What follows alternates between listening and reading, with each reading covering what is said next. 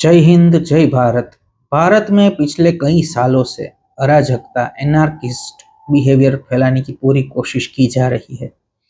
कई पार्टी इसी मुद्दे से बनी, सत्ता में भी रही, हर चीज के ऊपर डाउट करवाया और किया, और पूरी तरह से सिस्टम को स्टॉल करने की, रोकने की कोशिश की। अभी फिलहाल भारत की ओपोजिशन पार्टी और ओपोजिशन लीडर इसी एंगल से आगे बढ़ रहे हैं। हर कोई यही चाहता है कि भारत में जेन जी और जो भी जनरेशन है वो अराजकता फैलाए, सिस्टम तोड़े, और बांग्लादेश की जो हालत हुई है और हो रही है, ऐसी ही हालत भारत की हो।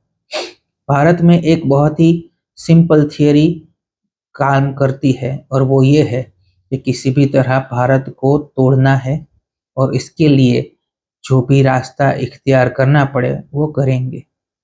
70 साल से वही प्रयत्न हुआ और आज भी वही प्रयत्न हो रहा है। हम इतने अनभिज्ञ नहीं हो सकते, हम इतने चाइल्डिश नहीं हो सकते कि हम ये समझे कि सब हमारा भला चाहते हैं, सब चाहते हैं कि हम आगे बढ़े और भारत का जो मूल समाज है वो यूनाइट हो रहा है, तो उससे सब खुश है। ये बात हमारे लिए स्वीकारनी होगी कि ये सच नहीं है। हर कोई भारत को गिराना चाहता है, यहाँ के मूल समाज को एक होने से रोकना चाहता है और भारत की दुर्गति करवाना चाहता है।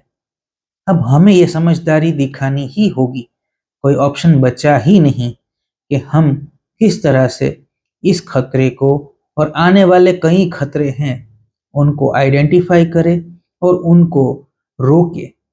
सिर्फ बोलने से या मेरी तरह वीडियो बनाने से तो नहीं होगा, लेकिन साथ आना होगा और ऐसे हर नैरेटिव को तोड़ना होगा जो हमें एक होने से रोक रहा है, हमें जातियों में डिवाइड कर रहा है, हमें सोशल स्ट्रेटा में डिवाइड कर रहा है, देश को डिवाइड कर रहा है, भाषा में डिवाइड कर रहा है।